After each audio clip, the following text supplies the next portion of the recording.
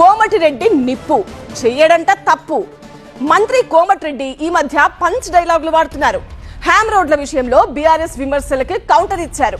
Ham రోడ్ల గురించి తెలియని వారు కూడా ఆరోపణలు చేస్తున్నారని సెటైర్లు వేశారు.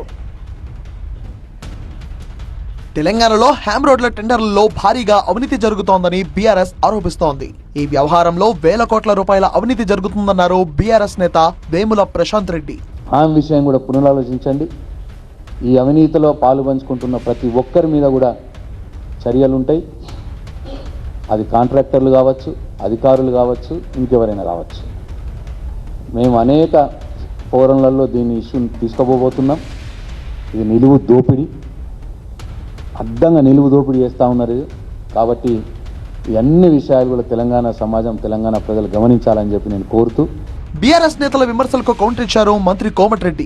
హ్యామ్ రోడ్ల గురించి ప్రశాంత్ రెడ్డికి ఏం తెలుసని ప్రశ్నించారు. ఒక్కొక్క వర్క్ 10 మంది 15 మంది నార్త్ ఇండియాకి వెళ్ళి బయట కంపెనీకి వెళ్ళి కోట్ చేసినట్టు ఆన్లైన్లో తెలిసింది.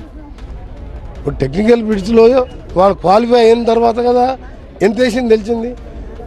హ్యామ్ అంటే తెలుసా అసలు ప్రశాంత్ రెడ్డికి ఏమైనా యజ్ఞాలు యాగాలు ఫామ్ హౌస్లో అప్పుడు ఏమైనా యజ్ఞం చేస్తా అంటే 15 రూపాయలు చేసుకోవచ్చు. రోడ్ల గురించి ఆయనకి ఏం తెలుసు? నేను ఒకటే అడుగుతున్నా, ఇంకా 10 రోజులు పడుతుంది ఈ టెక్నికల్ బిడ్స్ మొత్తం క్వాలిఫై లిస్ట్ చూస్తానికి. ఆ థర్డ్ పార్టీ కన్సల్టెంట్ మా ఇంజనీర్స్ కూర్చొని ఈ ఇళ్ళలో వచ్చిన లోయెస్ట్ బిడ్కు ప్లస్ రేట్స్ అన్నారు.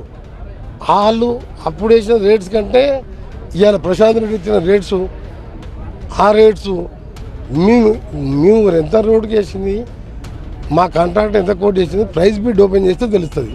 టెండర్ల విషయంలో చాలా జాగ్రత్తగా వ్యవహరిస్తున్నామన్నారు మంత్రి. టెండర్ రోడ్లు బాగుపడద్దు ఇవన్నీ వేస్తేందంటే ఇప్పటికే పార్లమెంట్లో గుండు సున్నా వచ్చింది, మున్సిపాలిటీలో పోయినాము, సర్పంచ్లో పోయినాము.